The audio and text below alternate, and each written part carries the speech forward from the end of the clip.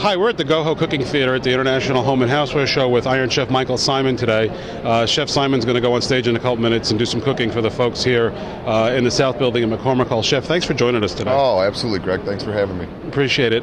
Chef, there's been a lot of focus today about people cooking at home, looking to save some money. You see any trends in terms of styles of cooking that people are getting into at all?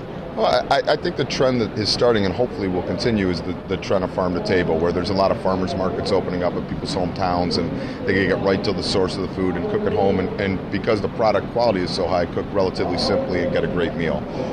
So, I mean, that's a trend that's really happening throughout the country. And as a chef, I would really like to see that trend continue. Right. Do you think that plays into the growing movement of green and sustainability, where products grown locally, you lessen carbon footprint, they're more organically grown? Do you think that plays into that trend as well? I think that's a huge trend, and restaurants have been doing it for years, and now it catches on at home too. So, there's so many reasons to do it. One, you get the product out of the earth and into your hand, and so the quality's a lot better. It's much more green. It's much more sustainable. It's just a better way to eat.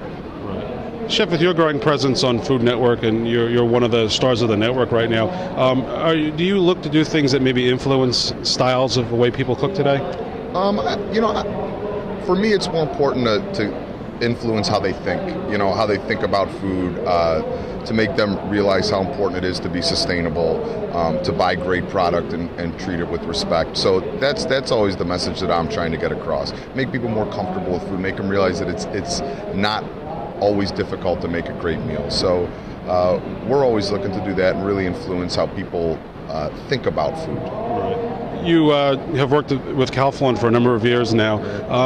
Anything happening interesting at Calphalon that kind of plays into some of the things you're talking about, cooking at home, greening, things like that? Yeah, absolutely. I've been with them for 12 years now, so I was skinny with hair when I started working with Calphalon. That's how long ago it was. But, they have a beautiful new line of pan, especially in the sear variety, called the Unison. It's a new line that they kicked out this year.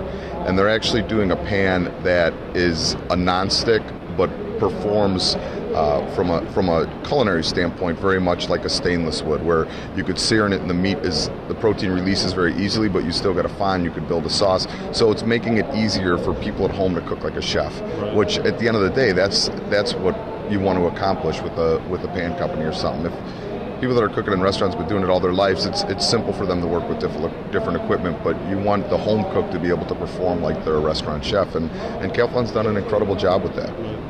Chef Michael Symon, thank you very much. Absolutely. Thanks for having me, Greg. Appreciate it. Thank you. Appreciate it.